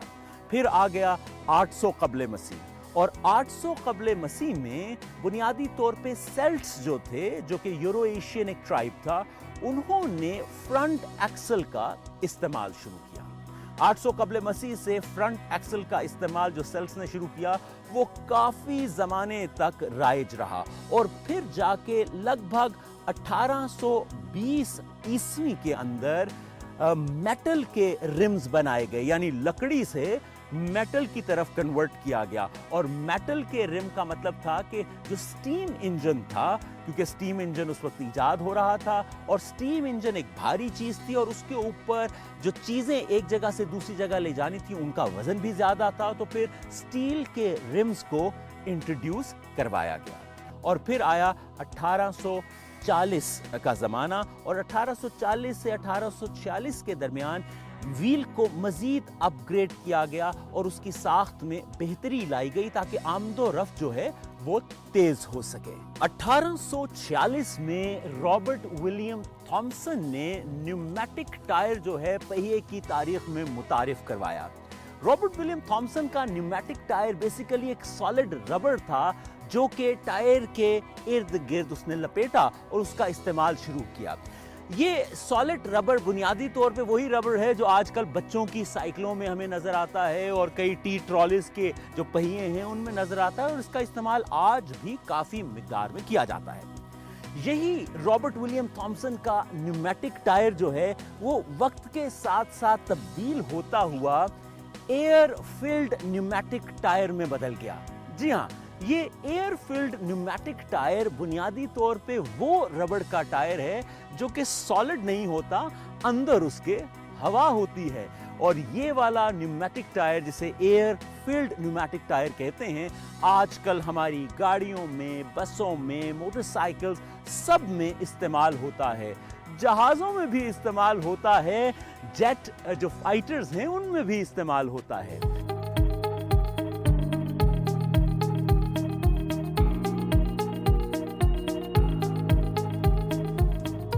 रॉबर्ट विलियम थॉमसन ने 1840 में सॉलिड न्यूमेटिक टायर को इंट्रोड्यूस करा के पहिए की तारीख में एक बड़ी तब्दीली जो है वो रूनुमा की, और आज हम एयर फिल्ड न्यूमेटिक टायर इस्तेमाल करते हैं। पहिए की इस कहानी में 1967 में एक और किस्त आती है, और उस किस्त में अलॉय रिम को इंट्रोड्यूस करवाया जाता है, हल्के फुल्के लेकिन मजबूत।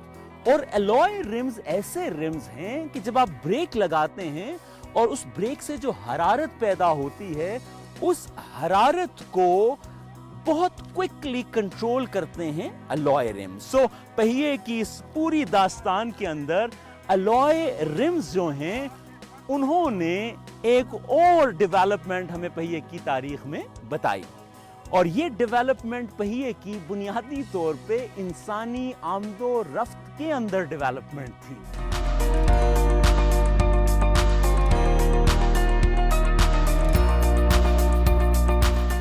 और पहिए के साथ एक और चीज जो है वो मुंसलिक रही। वो क्या है? वो है जिस पे मैं खड़ा हूं। जी, आपको क्या नजर आ रही है? सड़क।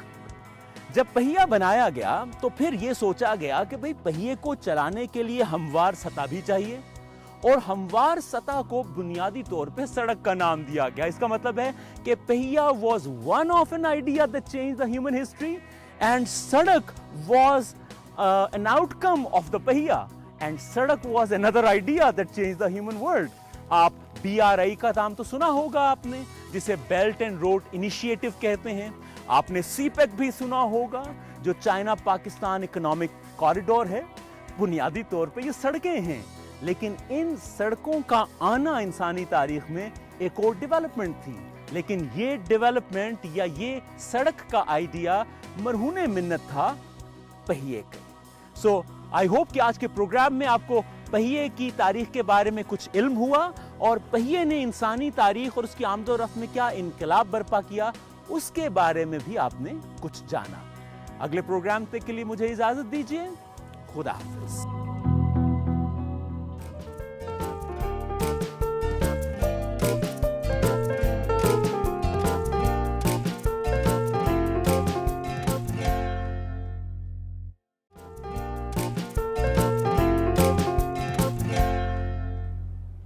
जी welcome back to the show. आप लोगों ने देखा कि व्हील कितनी ज़रूरी चीज़ है, दुनिया की कोई एक सिंगल चीज़ भी इसके बगैर काम नहीं कर सकती। लेकिन आते हैं अपने टॉपिक की तरफ। आपसे मैं जो सवाल अब पूछने जा रही हूँ, मुझे लगता है लोगों को भी बहुत पसंद आएगा, मेरा भी अपना फेवरेट है कि मियाँ बीवी के रिश्ते के दरमियान अगर जनरेशन गैप हो या एज गैप ज़्यादा हो तो वो कितना डिफ़िकल्ट होता है, उनको किन किन मसाइल का सामना करना पड़ता है। डॉक्टर साहब पहले आपके इसकी स्माइल के पीछे का राज। अब बात यह है कि मियाँ बीवी के जब भी कोई टॉपिक आता है डिस्कशन के अंदर तो उसमें मुख्तलिफ तरह की जो है ना फौरी तौर पे एक फ़िल्म ज़हन में चलना शुरू हो जाती है, जहाँ पे मियाँ जो है वो एक बड़ी मजलूम किस्म की एंटिटी के तौर पे सामने आता है और बेगम जो है वो एक बड़ा एक उसका एक डोमिनेटिंग रोल समझ में आता है। लॉ ऑफ नेचर भी यही है, नेचर में भी हर जगह पे हमें फीमेल्स जो हैं वो डोमिनेट करते हुए नज़र आती हैं, तो इंसानों में कोई ऐसा डिफरेंस नहीं। जनरेशन गैप जो भी हो या जो एज डिफरेंसेस हैं उसकी वजह से डेफिनेटली मैच्योरिटी का फ़र्क जो है वो रिलेशनशिप के अंदर प्रॉब्लम भी क्रिएट करता है और उसकी वजह से बाज़ फ़ायदे भी होते हैं कि बाज़ औक़ात जब आप बिल्कुल सेम एज ग्रुप के ऊपर हों तो आप किसी को कोई ऐसा एडवांटेज नहीं देना चाहते कि जिसके अंदर कोई उसकी इमेच्योरिटी की वजह से अगर कोई प्रॉब्लम आ गया है तो आप उसे इग्नोर कर सकें। तो अगर एज ज़्यादा है तो अगर मर्द की एज ज़्यादा है और बेगम जो है वो छोटी उम्र की है तो शायद उसके पास एक एक्सक्यूज़ ज़रूर होता है कि बिकॉज शी इज़ इमेच्योर तो मुझे इस वजह से इस एक चीज़ को इग्नोर कर देना चाहिए और फिर उसी वजह से प्रॉब्लम्स भी आते हैं अगर इस चीज़ को ना सही तरीके से एंटिसिपेट। तो जो इसी तरह से छोटी उम्र की जो बीवियां हैं उनकी एक्सपेक्टेशन अपनी एज के एतबार से एक लाइफस्टाइल की और एक ज़िंदगी गुजारने की जो बाकी एक्टिविटीज़ हैं फेस्टिविटीज़ हैं तो उसमें कूप अप करना डेफिनेटली मुश्किल होता है। तो डॉक्टर साहब जनरेशन गैप की अगर हम जनरल बात करें तो इसका टेक्नोलॉजी से कितना ताल्लुक है, क्योंकि पहले आप देखते थे कि जो 100 सालों में चीज़ तब्दील नहीं होती थी अब वो एक डिकेड में तब्दील हो जाती है और ये आफ्टर 70s ही कहा जाता है कि ये ज़्यादा जनरेशन गैप आना शुरू हुआ है। तो आपको लगता है कि टेक्नोलॉजी इससे ज़्यादा जुड़ी हुई है? टेक्नोलॉजी ने जहाँ पे उसके बेतहाशा फ़ायदे हैं उससे कोई भी इनकार नहीं कर सकता। एक जो रिलेशनशिप्स के अंदर या विद इन दी जनरेशन जो चीज़ें हैं उसकी वजह से आई हैं उसमें ये हुआ है कि लोगों के पास चॉइसेस बहुत ज़्यादा अवेलेबल हो गई हैं टाइम स्पेंड करने। हाँ और डेफिनेटली वो वाला टाइम जो कि आपस में एक क्वालिटी टाइम स्पेंड होता था एक दूसरे को जानते थे तो वो कम हो गया, तो इस वजह से एक दूसरे को जो सही तरीके से समझने का मौका है वो उसकी वजह से कम मिल रहा है। ये उसकी डार्क साइड है, लेकिन टेक्नोलॉजी की एक पॉजिटिव साइड भी है।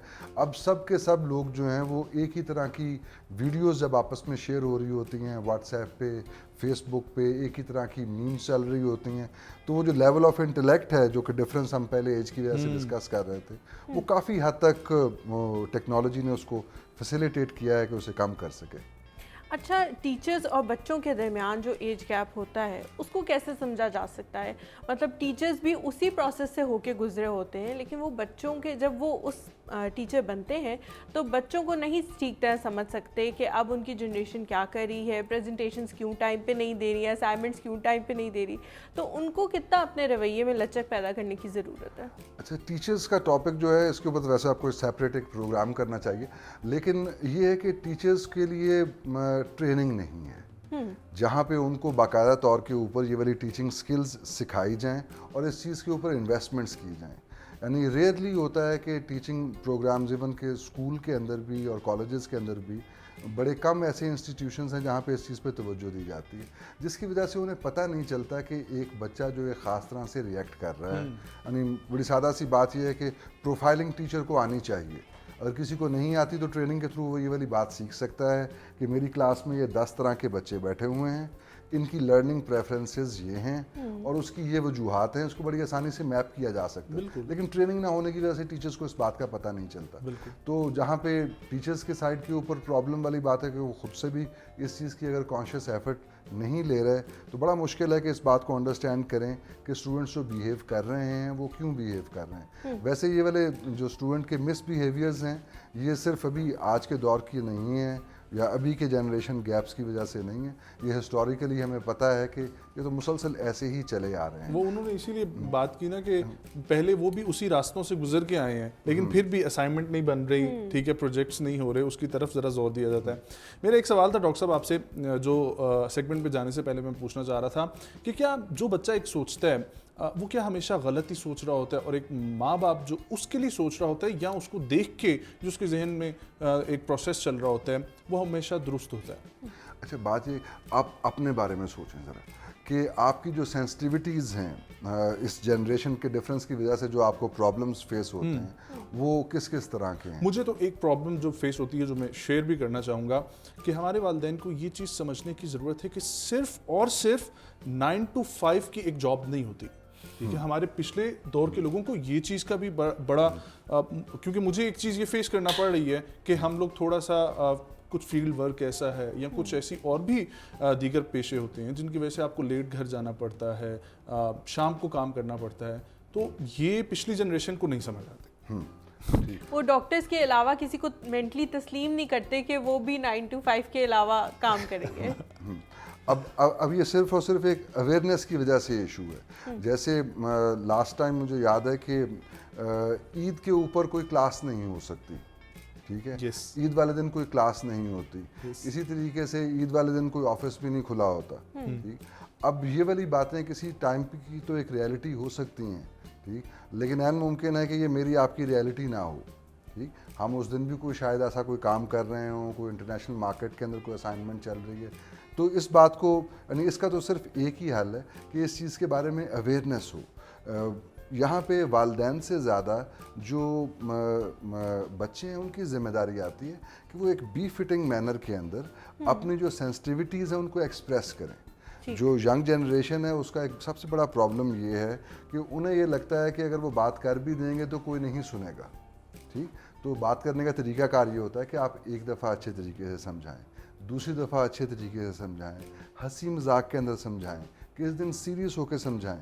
اگر ایک ہی بات کو 4 5 6 دفعہ بتایا جائے گا تو نیچرلی والدین جو ہیں وہ اس کے اوپر ری تھنک کرتے ہیں. اچھا, اس کو ہم یہیں سے کنٹینیو کریں گے, لیکن اب ہم چلتے ہیں اپنے نیکسٹ سیگمنٹ کی طرف جو ہے فوڈیز, اور اس میں دیکھتے ہیں کہ کیا مزیدار سی ڈش آج بن رہی ہے.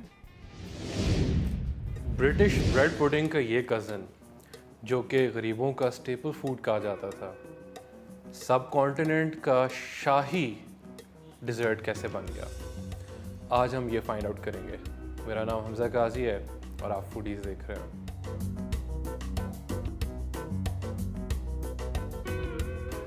ویسے تو جیسے اس کا نام سجیسٹ کرتا ہے شاہی ٹکڑے, اس کا لٹرل میننگ جو ہے وہ یہی ہے کہ رائل پیسز. سو رائلٹی جو ہے وہ اس ریجن میں مغلئی دور کے ساتھ جو ایسوسیٹ کی جاتی تھی, تو اس بات میں کوئی شک نہیں ہے کہ اس کا جو اوریجن ہے وہ مغلئی دور کے ساتھ ہی ایسوسیٹ کیا جا سکتا ہے. جیسے ایکسٹراویگنٹ بریانی جو ہے وہ مغلئی کچن سے اوریجنیٹ کرتی ہے, بالکل ویسے شاہی ٹکڑے جو ہیں وہ پروبیبلی شاہی کچن کے ساتھ ہی جو ہے وہ اوریجنیٹ کرتے ہیں. اور یہ جو ہے بریڈ پوڈنگ کے ساتھ کیسے جو ہے وہ سملر ہے, اور اس کو جو ہے وہ شاہی جو مغل کچن تھا وہاں پہ جو ہے وہ کیسے بنایا جاتا ہے, آج ہم اس کے بارے میں جو ہے وہ فردر بات کریں گے.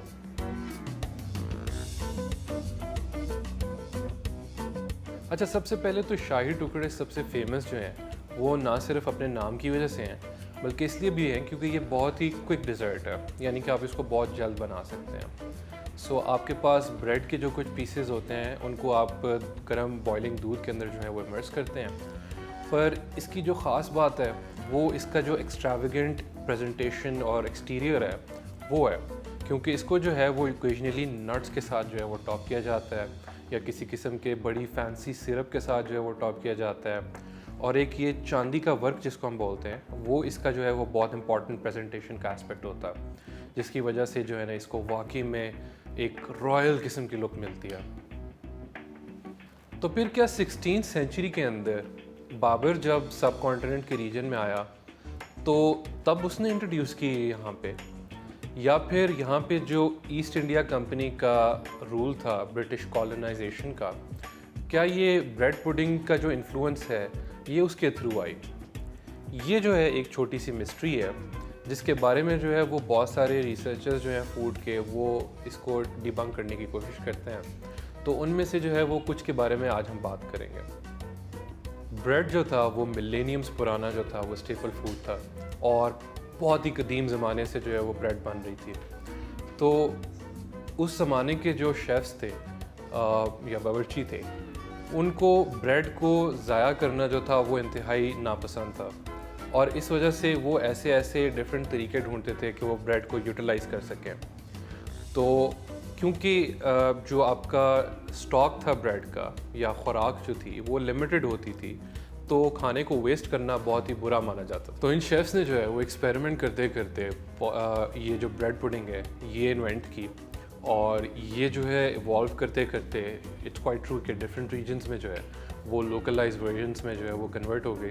اور یہ کہا جا سکتا ہے کہ یہاں اس ریجن کے اندر جب یہ آئی تو مغل دور کے ٹائم کے اوپر اس کو زیادہ فینسی کرنے کے لیے، اس کو زیادہ رائلٹی کے ساتھ ایسوسیٹ کرنے کے لیے اس کو تھوڑا زیادہ ایکسٹراویگنٹ طریقے سے بنایا گیا.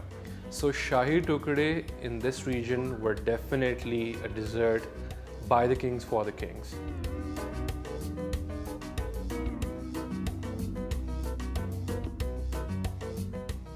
مغلئی ٹینیور کے ساتھ ایسوسیٹ کرنے کے ساتھ ساتھ اس کا جو ایک اور اوریجن سٹوری ہے وہ ایجپشن ریجن کے ساتھ ایسوسیٹ کی جاتی ہے، جہاں پہ ایک اور سملر ڈیزرٹ جو ہے وہ کھایا جاتا تھا جس کا نام علی ہے. یہ علی جو تھا وہ ایک ڈیزرٹ ہے جو کہ بالکل بریڈ پڈنگ کی طرح، اور یہ ایسے تیار کیا گیا کہ جب بادشاہ جو تھا وہ ریور نائل کے کراس جو ہے ایک دن اپنی فوج کے ساتھ ٹریول کر رہا تھا، تو اس نے اپنے شیف کو جو ہے وہ کچھ بنا کے کھلانے کو کہا. اور کیونکہ ٹریولنگ کے دوران لمیٹڈ اسٹاک تھا، تو جو اسٹیل بریڈ تھی شیف نے اس کو یوز کر کے ملک اور شوگر کے ساتھ جو ہے وہ ایک یہ ڈیزرٹ بنایا، اور یہ ان کو اتنا پسند آیا کہ یہ بعد میں جو ہے وہ فرمائش کے طور پہ بھی شیف سے اس نے بادشاہ نے بنانا شروع کر دیا. ایجپٹ کے ساتھ ساتھ سملر ٹائمز میں مڈل ایسٹ میں بھی جو ہے وہ ایک ڈیزرٹ بالکل سملر طریقے سے بنایا جا رہا تھا جس کو ایشے سرنی کہا جاتا تھا، اور اس میں بھی اسٹیل بریڈ جو ہے وہ ملک کے اندر ڈپ کر کے جو ہے وہ اسی طرح ہی ڈیزرٹ کی فارم میں بنائی جاتی تھی. تو اٹس کوائٹ پاسبل کہ جو شاہی ٹکڑے ہیں وہ انہی ڈیزرٹ سے ایوالو کر کے جو ہے وہ اس ریجن میں بنے. کچھ لیجنڈس کے حساب سے جو شاہی ٹکڑے ہیں وہ کنڈینسڈ ملک جو ہوتا ہے، جو کھویا ہے، انیشلی اس میں جو ہے ابھی بنائے جاتے تھے. شاہی ٹکڑے جو تھے وہ مغل بادشاہوں کا بہت ہی فیوریٹ جو طریقہ تھا اپنا فاسٹ بریک کرنے کے لیے. یعنی رمضان میں جو ہے وہ شاہی ٹکڑے ایک بہت ہی امپورٹنٹ اسپیکٹ ہوتا تھا مغلئی کیوزین کا، اور اسی وجہ سے آج تک جو ہے وہ چاہے عید الفطر ہو یا عید الاضحیٰ ہو، اس پہ شاہی ٹکڑے جو ہیں وہ ضرور بنائے جاتے ہیں. مغل بادشاہوں کو ایکسٹراویگنٹ چیزوں کا بہت زیادہ شوق تھا، اور اسی وجہ سے ان کی بہت ساری چیزیں جو تھیں جو یہاں پہ انفلوئنس تھیں وہ بہت زیادہ ایکسٹراویگنٹ تھیں. تو جب شاہی ٹکڑے جو مغلئی کچن کے اندر انوینٹ ہوئے تو شیفز نے یہ اسی لیے تیار کیے اور اتنے ایکسٹراویگنٹ طریقے سے کوئی ایسی چیز بنائی جائے جو کہ بادشاہوں کو سرو کی جا سکتی ہے. تو یہ جو ایکسٹراویگنٹ ڈیزرٹ ہے یہ مغل بادشاہوں کا جو مغل کیوزین تھی جیسے وہ ایکسٹراویگنٹ ہے بالکل ویسے ہی اس کا ایک ایکسٹراویگنٹ حصہ ہے. جو مغل باورچی خانے تھے ان میں جو شیفز تھے وہ بہت سارے ڈفرینٹ ریجن سے آئے ہوئے تھے اور بہت ڈفرینٹ سارے ریجنس کا مکس تھا. تو بہت سارے لوکل جو ان کی ریسیپیز تھیں انہوں نے ان کو بہت سارے طریقوں سے ایوالو کیا. تو جہاں جہاں جس ریجن سے وہ لوگ آئے ہوئے تھے جیسے کہ Central Asia, Persia, Middle East, تو انہوں نے وہاں کا انفلوئنس جو ہے وہ اپنی لوکلائز ڈشز کے اندر بہت زیادہ اس کا امپیکٹ جو ہے اس کو دیا، اور وہ ایوالو کرتے کرتے وہ چیزیں بن گئی جو آج کل کے ہماری کیوزین میں کھائی جاتی ہیں. حیدرآباد کا بہت ہی فیمس ڈبل کا میٹھا جو ہے وہ بالکل ایک سملر ڈیزرٹ ہے شاہی ٹکڑے کی طرح کا. اس میں بھی جو ہے وہ سملر طریقے سے جو ہے بریڈ ڈالی جاتی ہے، اور اس کو ڈبل کا میٹھا اس لیے کہا جاتا ہے کیونکہ جیسے ہم اردو میں بریڈ کو ڈبل روٹی کہتے ہیں تو وہ اس وجہ سے اس کا نام جو ہے وہ ڈبل میٹھا ہے. شاہی ٹکڑوں میں جو کامن انگریڈینٹس ہیں اس میں بریڈ، ملک اور کارڈمم جو ہے وہ یوز ہوتا ہے. بلکہ کامنلی جو ہے وہ اس کے اندر کنڈینس ملک بھی جو ہے وہ ڈالا جاتا ہے. اور جب اس کو ٹاپ کیا جاتا ہے تو اس کو بہت سارے نٹس کے ساتھ ٹاپ کیا جاتا ہے, جیسے کہ آلمنڈس یا پسٹاشیو, اور جیسے اس کے اوپر میرے سامنے اس وقت چاندی کا ورک لگا ہوا ہے. میرا جو پرسنل فیوریٹ ہے وہ ٹاپنگ ہے جب اس کے اوپر شریڈڈ کوکونٹ ہو اور ارکے گلاب ہو. سو آج ہم نے ڈسکور کیا کہ شاہی ٹکڑے بیسیکلی اوریجنیٹ کہاں سے کرتے ہیں اور ان کے بارے میں شاہی کیا بات ہے. سو آئی ہوپ کہ آپ نے جو ہے وہ کچھ نہ کچھ آج سیکھا ہوگا. میں آپ سے ملوں گا اگلی ایپیسوڈ میں with another food item. This is Hamza Ghazi signing off. اللہ حافظ.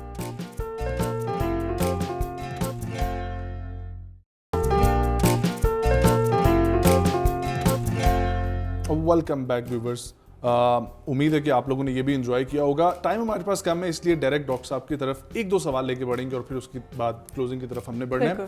ڈاکٹر صاحب یہ بتائیں کہ جس طریقے سے ہم نے بات کی کہ ماں باپ بچوں کو کافی کچھ سکھانے کے لیے کوشش کرتے ہیں, ایموشنلی بلیک میل یہ بھی ایک چیز چل رہی ہوتی ہے, تو اس کے آپ کے نزدیک یہ کیا چیز ہے؟ نجم نا اپنے بہت پرسنل ایکسپیرینسز یہاں پہ شیئر کرنے کی کوشش کر رہے ہیں. میں تو عام عوام کے جو سوالات ہیں وہ رکھ رہا ہوں. کل میرے کانوں میں ایسے گزرتے ہوئے گھر میں نا ایک ویڈیو کی آواز آئی. وہ کسی بچی کی ویڈیو تھی, اس میں وہ کہہ رہی تھی کہ ماما اب میں مزید کام نہیں کروں گی, جو آپ مجھے پیارا بیٹا کہہ کے کام کرواتی ہیں تو اب یہ میرے لیے ایکسیپٹیبل نہیں ہے کہ میں اس ایموشنل بلیک میلنگ کے اندر آ جاؤں. تو نیچرلی والدین کے بیک آف دی مائنڈ تو بچے کی اصلاح ہی ہوتی ہے. وہ بچے کو ایک بہتر مستقبل کے لیے تیاری کر رہے ہوتے ہیں, اور اس میں بلیک میل, وائٹ میل, یہ سب چیزیں جو ہیں وہ تو ایک نیچرلی چلتی ہی ہیں.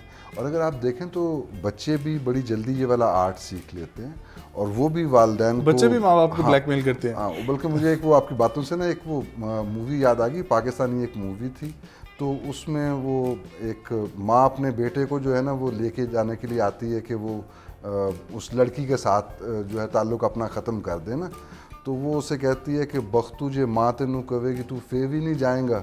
اچھا ٹھیک ہے, تو وہ آگے سے بختو کہتا ہے کہ ماں تو نہ کہیں نا. تو یہ جو ایموشنل بلیک میلنگ ہے یہ دونوں سائڈ سے جو ہے وہ چلتی ہے, اور یہ بڑی ایک کامن سی بات ہے. باقی یہ کہ میرے خیال میں یہ بیوٹی بھی ہے اس ریلیشن شپ کی, اور ہمیں اس کو ایز اٹ از ایکسیپٹ بھی کرنا چاہیے. اور یعنی ہر ایک چیز کے اوپر ہم کرٹیسائز نہیں کر سکتے کہ والدین کو ایسا نہیں کرنا چاہیے, بچوں کے جذبات سے نہیں کھیلنا چاہیے, کیونکہ یہ ایک ہیومن ریلیشن شپ ہے. یعنی دونوں سائڈ سے جب بلیک میلنگ ہو رہی ہوتی ہے تو وہ اس زوم پہ ہو رہی ہوتی ہے کہ دوسرا بندہ ہماری بات مان لے. ہاں, تو بیسیکلی ایک مان ہوتا ہے, اور میرے خیال میں یہی اس ریلیشن شپ کی بیوٹی بھی ہے. تو تھوڑی بہت بلیک میلنگ ہو رہی ہے. کامیابی کا پیمانہ جو ہے وہ کس نے ڈیسائیڈ کرنا ہے؟ بچے نے خود اپنا پیمانہ ایک ڈیسائیڈ کرنا ہے کہ میں کامیاب یہ کر کے ہو جاؤں گا, یا ماں باپ نے اس کے لیے سیٹ کرنا ہے؟ اچھا, اس میں ایک بات بڑی اہم ہے, یعنی this is depart from the western society. وہاں پہ ایک بچہ بڑا ہی انڈیپینڈنٹ ایک ماحول کے اندر پرورش پاتا ہے, اس کو بڑی اچھی طریقے سے کلیئر ہوتا ہے کہ میرے لائف گولز کیا ہیں, باقی چیزیں کیا ہیں, یا نہ بھی کلیئر ہو تو اس کو سوسائٹی یہ تمام چیزیں دے دیتی ہے. ہمارے یہاں پہ بچوں کا وہ والا ایکسپوجر نہیں ہے. ایکسپوجر سے میری مراد یہ ہے کہ یعنی ذہنی طور کے اوپر اتنے ہم آزاد نہیں ہیں. اس ایک ریئلٹی کو ہمیں ایکسیپٹ کر لینا چاہیے. اور بہت سارے کیسز کے اندر بچے جو ہیں وہ دے فلو ود دی, جس کو کہتے ہیں نا کہ ود دی موشن کے لیے چیزیں ایسے چل رہی ہیں, وہ بھی اس طرف اسی ایک بھیڑ چال میں شامل ہونے کی ولنریبلٹی زیادہ ہے. تو میرے خیال میں اگر 18 ایج سے کوئی کم بچہ ہے, 20 سال سے کوئی کم بچہ ہے, اس کو والدین کو اسسٹ کرنا چاہیے, کیونکہ اس میں یہ والی بات سمجھ میں آ رہی ہے کہ اگر آپ مکمل فریڈم بھی کسی کو دے دیتے ہیں تو دیر آر چانسز کہ بچہ اتنا مینٹلی میچور نہیں ہے. کم از کم ہمارے یہاں کا بچہ اتنا مینٹلی میچور نہیں ہے. میں قطعاً یہ بات نہیں کر رہا کہ وہ انٹیلیجنٹ نہیں ہے یا اس میں کیپیسٹی نہیں ہے, لیکن اس کی وہ جو ایک ولنریبلٹی ہے نا, خدشہ اس چیز کا ہے, تو والدین کو وہ والی ایک نظر جو ہے وہ اس ایک ایج کے اوپر ان کے اوپر رکھنی چاہیے, تو بچے کے زیادہ فائدہ مند ہے. بہت thank you so much doctor صاحب, تھینک یو سو مچ. آپ نے اتنی آرام دہ طریقے سے اتنے مکمل الفاظ میں لوگوں کو سمجھایا کہ ہمیں لگتا ہے کہ ہمارے ویورز کو یہ ساری باتیں بہت اچھی طرح سمجھ آتی ہیں. جو آپ نے شروع میں ریکویسٹ کی تھی ڈاکٹر صاحب سے کہ بڑا لائٹ موڈ میں رکھیے گا, تو ڈاکٹر صاحب نے اپنی طرف سے پوری کوشش کی ہے. اگر آپ مجھے اجازت دیں تو میں ایک آخری بات, جی پلیز پلیز, کیونکہ یہ یعنی سب سے اچھی بات جو مجھے آج تک لگی ہے نا بچوں کے حوالے سے, اس جنریشن گیپ کے حوالے سے, والدین کو سب سے بڑا پرابلم یہ ہے کہ ہم اپنے بچے کے ساتھ کیا ایسا کریں کہ بچے کی تربیت ہو جائے, اور ہم ہر وقت تو کنٹرول نہیں کر سکتے اسے. تو اس میں جو بزرگوں کی بتائی ہوئی ایڈوائس ہے وہ یہ ہے کہ چھوٹے ہوتے سے ایک مسلمان بچہ جو ہے اس کے ذہن میں یہ والی بات ڈال دی جائے کہ تمہارے لیے سب سے اہم, ماں باپ سے بھی زیادہ اہم حضور علیہ الصلوۃ والسلام. تو جس بچے کو بچپن کے اندر یہ والی فیڈ مل جاتی ہے نا, اس کی باقی تربیت کرنے کی ضرورت نہیں ہے, اس کی آٹومیٹکلی تربیت ہو جاتی ہے. ایسا بچہ ممکن ہے کہ مستقبل میں کسی جگہ پہ گمراہ بھی ہو جائے, لیکن ہی شیل ڈیفینیٹلی ریٹرن.